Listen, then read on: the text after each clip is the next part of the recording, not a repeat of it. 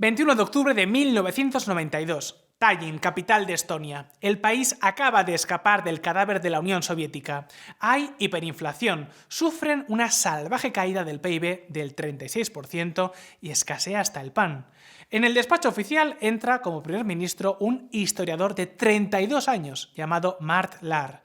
¿Sabéis cuál era toda su formación económica? Un libro, uno solo. Libertad de elegir, de Milton Friedman.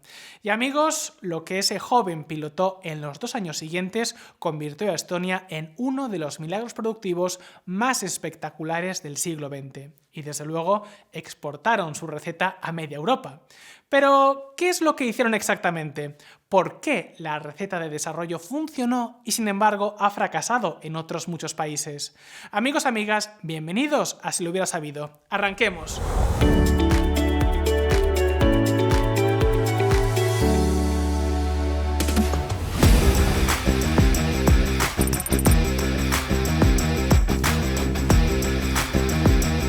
No se trata solo de Estonia, fijaos, 1987. Dos países están en una situación complicada, pero con rumbo diferente. A un lado tenemos a Irlanda, una pequeña isla agraria con un paro del 17%, una deuda del 120% del PIB y un único producto de exportación realmente rentable: sus propios emigrantes. Cada año decenas de miles de irlandeses cogen un barco rumbo a Boston, a Londres o a Sydney. Al otro lado tenemos a la Argentina, la cuna de la pampa, una de las grandes potencias agrícolas del mundo que sin embargo está sumida en la hiperinflación y en la crisis, aunque al menos tiene a su favor un siglo de tradición industrial y una fuerte base urbana. Al fin y al cabo, a comienzos del siglo XX, este era uno de los 10 países más ricos de todo el mundo. Pues bien, 20 años después, en 2007, ¿sabéis qué había pasado? Irlanda se había convertido en uno de los países más ricos y prósperos del planeta. Argentina, mientras tanto, acababa de salir del mayor default soberano de la historia. ¿Cómo se explica algo así? ¿Qué hace que un país despegue mientras otro se hunde? ¿Por qué Irlanda, Finlandia o Estonia lograron disparar su productividad mientras la Argentina, Italia o Grecia han estado atascadas durante décadas? Pues amigos, eso es lo que vamos a ver. Los 5 ingredientes que ningún país milagro ha conseguido saltarse jamás. Pero antes de meternos en harina, necesitamos entender de qué estamos hablando exactamente. Productividad es una de esas palabras que se usan frecuentemente, pero cuyo significado no suele estar del todo claro. Pues bien, a los efectos que nos importa tenemos que pensar sobre todo en lo que se conoce como productividad total de los factores. Y es que veréis, en 1957 un economista de Harvard llamado Robert Solow escribió una identidad sencilla que lo cambió todo. Dijo que el crecimiento de un país se reparte entre 3 cosas: lo que aporta el capital, lo que aporta el trabajo y un misterioso resto que no se podía explicar. A ese resto lo llamó productividad total de los factores. Dentro de ese residuo se recoge todo lo que no es trabajo ni acumulación de capital, de máquinas o edificios, es decir, el impacto de la tecnología, la organización empresarial, las instituciones, la eficiencia logística, incluso la suerte. Y ojo, porque esto no es algo anecdótico. En economía hay una cosa muy clara. Este residuo es exactamente lo que distingue a los países que se hacen ricos de verdad de los que parecen despegar y luego se atascan.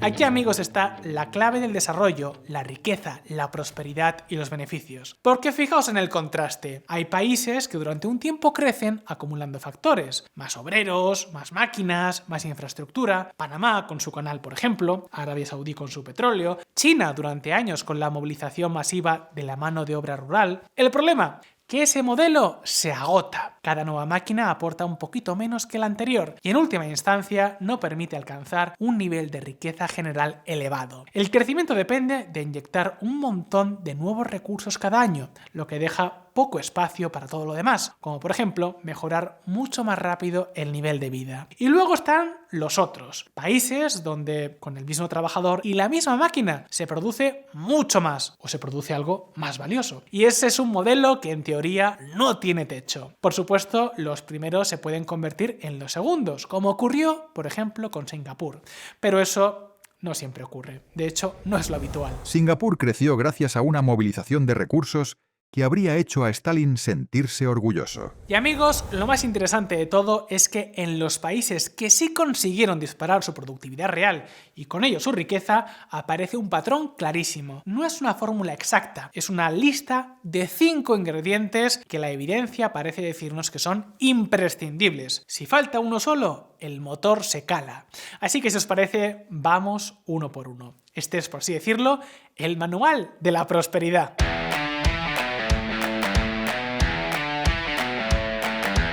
Esto es lo primero, porque no hay ni un solo caso, repito, ni un solo caso de salto productivo sostenido en una economía cerrada. Cero. Ninguno. Aquí la historia es muy clara. Cualquier país que se haya encerrado en sí mismo se ha quedado atrás. Es algo que Irlanda entendió perfectamente hace muchos años. Fijaos en esta cita de un funcionario irlandés de 1958 que se convirtió en todo manual de instrucciones. Tarde o temprano, la protección tendrá que desaparecer y el reto del libre comercio tendrá que aceptarse. Dicho y hecho, a partir de ahí, ese pequeño país agrario que solo sabía exportar inmigrantes empezó a transformarse. Entrada en el GATT en 1960, libre comercio con Reino Unido en 1965, Comunidad Europea en 1973. Y amigos, lo que vino después fue uno de los milagros más espectaculares del siglo XX. Otro ejemplo, Finlandia. En plena crisis de los 90, con el paro al 17%, solicitó el ingreso en la Comunidad Europea. Mano de santo. Por su parte, Estonia, recién restaurada su independencia de la URSS, liberalizó su comercio de forma tan radical que abolió la mayoría de los aranceles de un plumazo, algo muy parecido a lo que hizo Polonia. Fueron dos triunfos rotundos. Incluso en África, uno de los pocos casos de éxito relativo que se conocen, Botsuana mantuvo desde 1966 una economía completamente abierta al exterior. ¿Y qué pasa con los países que se cerraron al mundo? Pues ahí también encontramos buenos ejemplos. Argentina, con décadas de aranceles altísimos y controles cambiarios. En 1900 estaba entre los 10 países más ricos del mundo. Hoy no está entre los 70 primeros. Otro ejemplo bien conocido, Italia, con su mercado interno protegido por una regulación muy intensa, lleva 24 años con el PIB per cápita estancado en niveles del año 2000. Insisto, aquí los datos son claros. El proteccionismo desde los años 30 hasta hoy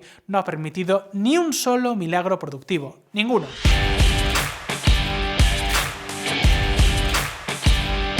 El segundo ingrediente parece de perogrullo, pero ya veréis que tiene su miga. En este caso hablamos de la estabilidad macroeconómica. Hiperinflación, déficits descontrolados, deuda explosiva, devaluaciones sorpresa. Cualquiera de estas situaciones mata el cálculo empresarial, los ahorros, el apetito por la inversión y el desarrollo. Y aquí Irlanda vuelve a ser un buen ejemplo. Fijaos, en 1987 el país estaba al borde del colapso, con una deuda pública por encima del 120% del PIB, un déficit monstruoso de 12 puntos cada año, una inflación del 23% en su pico, un paro del 17%.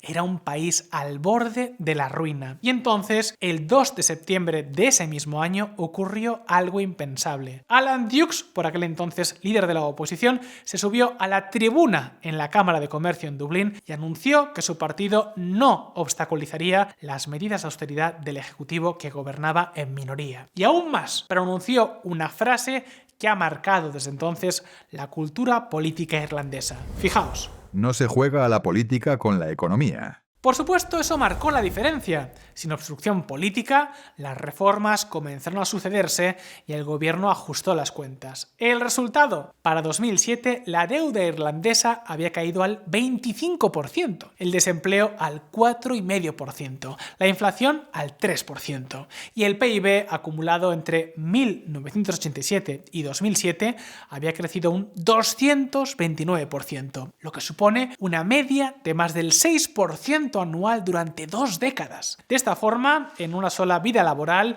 Irlanda pasó de ser de los países más pobres de Europa Occidental a uno de los más ricos de todo el planeta. En cambio, la inmensa mayoría de las crisis se han cebado o han tenido su origen con las cuentas macro destrozadas. Claro que no solo hablamos de estabilidad presupuestaria o de inflación controlada. Hace poco, aquí, en Se lo hubiera sabido, ya os contamos cómo Suecia entendió hace 40 años que el buen funcionamiento de los mercados de capitales es una infraestructura económica esencial, como lo son carreteras o la propia red eléctrica. ¿Y qué hicieron entonces? Pues a ver, mantuvieron el grueso de políticas sociales, pero ajustaron su nivel de gasto y llevaron a cabo una revolución fiscal para impulsar el crecimiento. Promovieron el ahorro y la inversión de las familias, recortaron drásticamente el impuesto de sociedades y eliminaron algunos impuestos, como el de patrimonio y sucesiones. El resultado, 8 de cada 10 suecos hoy invierten en bolsa y Estocolmo es una de las grandes fábricas de startups de toda Europa. Así que, en síntesis, la estabilidad macroeconómica, amigos, no garantiza el milagro,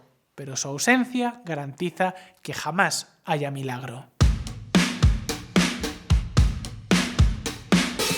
El tercer ingrediente nos lo dieron los premios Nobel de Economía del año 2024, Daron Acemoglu y James Robinson. La idea es sencilla. Hay dos tipos de instituciones. Las inclusivas, con derechos de propiedad garantizados, separación de poderes, libre competencia y regulación efectiva de monopolios. Y las extractivas, que ocurren cuando las élites se dedican a capturar rentas y bloquean cualquier competencia que las amenace. Sin reglas del juego claras, sin un poder judicial que haga cumplir los contratos, sin propiedad protegida, nadie invierte a largo plazo. Y sin inversión a largo plazo, no hay productividad. El mejor ejemplo que estos dos economistas pusieron sobre la mesa es el de Nogales, Arizona, contra Nogales, México. Es la misma ciudad, literalmente, cortada por una verja. Es la misma geografía, el mismo clima, las mismas familias a los dos lados. Pero a cada lado las instituciones son muy diferentes. El resultado, una divergencia económica abismal entre los dos lados de la misma calle.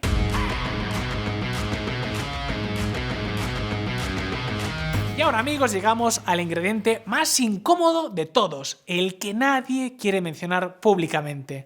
La palabra que aparece poco o nada en los manifiestos electorales, pero mucho en los papers académicos: la reasignación. En 1942, en plena Segunda Guerra Mundial, el economista austriaco Joseph Schumpeter publicó Capitalismo, Socialismo y Democracia y formuló el concepto que iba a cambiar la economía moderna: la destrucción creativa. ¿En qué consiste? Pues en algo durísimo de digerir políticamente. La productividad de un país no sube principalmente porque cada empresa se vuelva más eficiente. No, se incrementa porque las empresas malas o menos eficientes mueren y las nuevas, que son mejores y más fuertes, prosperan. Entonces la productividad general se eleva porque el capital y el empleo migran desde donde son menos productivos hacia donde lo son mucho más. Y los datos lo demuestran de forma demoledora. Por ejemplo, Mika Maliranta, economista de Finlandia, descompuso el milagro de su país entre 1988 y 1995. ¿Y sabéis lo que encontró? Que entre el 30 y el 50% de todo el crecimiento agregado de la productividad manufacturera vino de la reasignación. Es decir, de las empresas más productivas reemplazando a las menos productivas. Y ojo, porque en el sector tecnológico,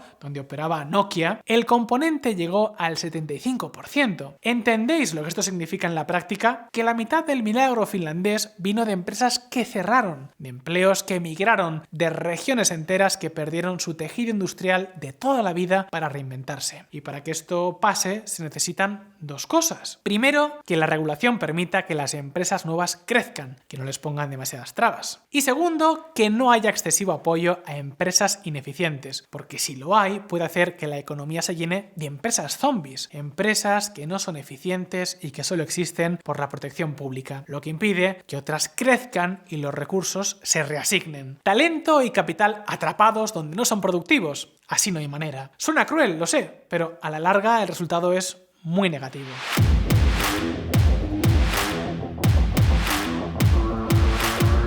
Y amigos, llegamos al quinto y último ingrediente fundamental: capital humano e inversión en investigación y desarrollo. Eso sí, con un matiz. Fijaos, en 1990, dos economistas llamados Wesley Cohen y Daniel Levinthal publicaron un concepto fundamental: la capacidad de absorción. Es decir, una empresa solo es capaz de aprovechar la I+D externa si tiene capacidad para descifrarla, lo que nos lleva a que la I+D propia tiene un doble retorno. Por un lado, hace que las empresas innoven, pero por otro también permite que adquieran el conocimiento necesario para entender las innovaciones del resto, lo que hace posible incorporarlas. Ojo con esta idea. Atentos con estas cifras. Israel gasta el 6,8% de su PIB en I+D. Corea del Sur el 5,1%. Suecia el 3,57%.